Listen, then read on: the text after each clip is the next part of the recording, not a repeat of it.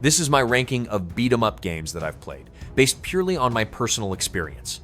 Each one is placed from masterpiece down to trash depending on how satisfying the combat feels, how well the combos flow, and how engaging each stage and encounter stays. Let's get straight into the list. Phantom Breaker Battlegrounds Ultimate felt familiar right away, and once I got into it, I realized why. This time, instead of a traditional fighting setup, it shifts into a side-scrolling beat-em-up with bright pixel art that looks clean and easy to follow. Enemies come in waves, and while they don't vary much, the action stays fun thanks to flashy special moves and smooth combat flow. I liked how co-op changes the pace, especially when splitting lanes with a friend, making progress feel more active. Offline modes add more to do, like score challenges and versus matches, which kept things going longer. Online play sounds promising, but finding matches was a struggle, which held it back a bit. I still had a good time here, so this lands in the great tier. KIBORG opens in a loud sci-fi prison packed with mutants, cyborgs, and over-the-top fighters, and it quickly feels like an old-school brawler with a roguelite twist. Each run takes me through familiar areas while I slowly build strength with upgrades, and that loop kept me going for a while. Combat aims for that Arkham-style rhythm, but the timing never feels steady, especially with parries and dodges not always reacting the way I expect. Gunplay also feels off, which becomes more noticeable later on. There is some fun in the chaos, especially when upgrades change how I fight and turn Morgan into a wild mix of cyber parts and heavy attacks. It works best when I'm just smashing through enemies without thinking too much. I'd place this in the good tier. King's Blade instantly reminds me of classic side-scrolling brawlers, especially with that golden axe-style setup, but it also tries to add its own identity through character variety and visual style. I can pick from different heroes with simple stats, and each one changes how fights play out, which kept things a bit fresh at the start. The stages are long enough, with some secrets and small gameplay changes like mounts and turrets, but the core loop doesn't really evolve much. Combat feels familiar, sometimes too familiar, and the progression between stages can feel a bit awkward when switching characters. Co-op and AI partners add some fun moments, though they can also get frustrating, especially when they take health at the wrong time. It works, but it never goes beyond that. This ends up in the mediocre tier. Marvel Cosmic Invasion caught my attention with its tag team idea, letting me control two heroes and switch between them during fights. That system adds a fresh layer, especially when mixing abilities to extend combos and handle different enemy types. The roster is strong, with each character feeling distinct once I spent time learning their moves. Stages follow a classic beat-em-up structure, moving from place to place with small challenges and collectibles, and they stay visually interesting thanks to detailed pixel art.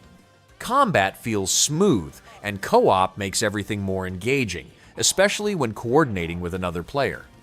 Enemy variety could have been better, and some moments feel a bit repetitive, but the core gameplay loop keeps things active and fun. It holds up well through its mechanics and replay value, so I rank this in the excellent tier. Terrifier, the ARTcade game, follows a retro beat-em-up style with a heavy horror theme, putting me in control of Art the Clown as I move through stages packed with enemies and messy finishers.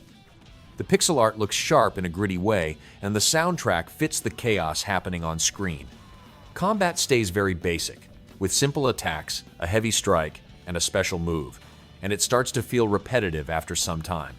Finishers look wild at first, but there are only a few, so they lose impact quickly. Enemies can be frustrating with constant blocking and ranged attacks, especially during solo play where health feels limited.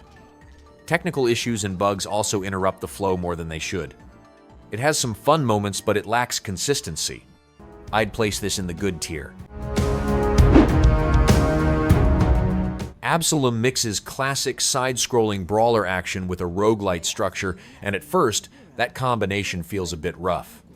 Early runs repeat the same paths, and progress depends a lot on upgrades rather than pure skill, which slowed things down for me. Once I started unlocking more abilities and building stronger setups, the combat began to shine. Each character feels different, and chaining moves together into longer combos feels smooth and rewarding. I liked how defensive mechanics like dodging and well-timed clashes added more depth to fights. The world and story take time to build, but they improve as I kept going. There's clear quality in the combat and design, even if the structure doesn't always support it. After pushing through the early hours, it becomes much more engaging. I'd place this in the great tier. Toxic Crusaders takes me back to a very simple side-scrolling style where I move from left to right, picking characters that all feel almost the same in how they play. I can switch between heroes, but they share the same attacks and movement, so it mostly feels like extra lives rather than real variety. The stages follow a very basic loop of shooting enemies, avoiding hazards and making small jumps, and that pattern doesn't really change as I progress. Enemy design and level layout feel repetitive, which made it harder to stay engaged for long. There's some charm in the weird theme and old-school presentation, but the gameplay doesn't add much depth or surprise. After a short time, it starts to feel like I'm repeating the same actions again and again. This ends up sitting in the good tier. Rah Rah Boom starts with a colorful setup and a team of characters who each bring slightly different abilities, but they all feel quite similar once I get into the action. I can switch between light and heavy attacks, use ranged options, and rely on special moves, yet the combat loop doesn't change much as I move forward. There are upgrades and replay incentives that add some progression, and I notice small improvements in balance and enemy behavior that make fights feel smoother. The visuals and music stand out, giving the game a lively style that keeps things interesting for a while. Even so, the core gameplay doesn't push far enough to stay engaging over time, and it begins to feel repetitive. It works in short sessions, especially with others, but it doesn't leave a lasting impact. This ends up in the mediocre tier. Heroes of Mount Dragon gives me a classic side-scrolling setup where I pick from different heroes, each with their own style, and fight through waves of enemies across stages. The characters feel distinct enough at first, especially with their abilities and the option to transform into a dragon for powerful attacks, which adds a fun twist during tougher moments. Combat is simple and easy to pick up, making it great when playing with friends, and co-op really brings out the best parts of the experience. The visuals are colorful, and the sound design fits the action well, keeping things lively throughout. Repetition does show up after a while, and there are a few small technical issues, but the core gameplay stays enjoyable. It feels like a strong base that can grow with updates. I'd place this in the good tier. Double Dragon Revive brings back that classic side-scrolling action with a modern look, and it feels easy to jump into right away. I can pick from a small roster of fighters, each with their own moves, and string together attacks with simple controls that make the flow easy to follow. Combat stays straightforward, focusing on basic combos, special moves, and big finishing attacks that clear space when things get hectic. Some mechanics, like juggling enemies or extending combos, don't always feel smooth, but the core fighting loop keeps moving at a steady pace.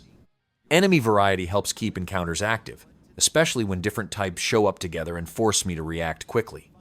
It may not push the formula in a big way, but it keeps things solid and engaging. I'd place this in the excellent tier. Troublemaker 2 Beyond Dream expands the first game with a bigger open world, more side activities, and a story that follows two main characters.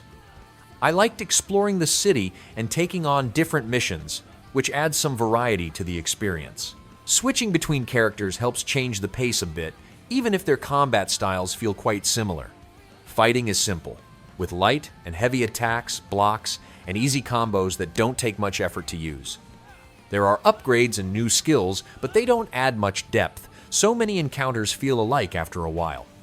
The story has some decent moments, though the writing can feel messy. Performance issues, long loading times, and weak visuals hold it back, but there's enough content here to keep things going. In the end, I'd rank this in the great tier.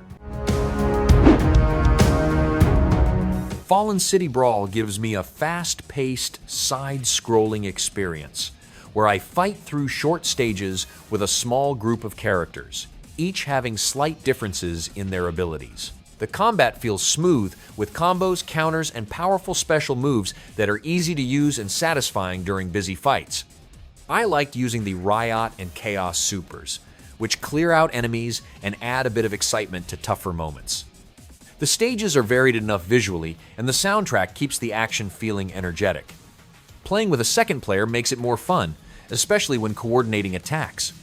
The main issue is how short the game is, and once I finished it a few times, there wasn't much reason to return.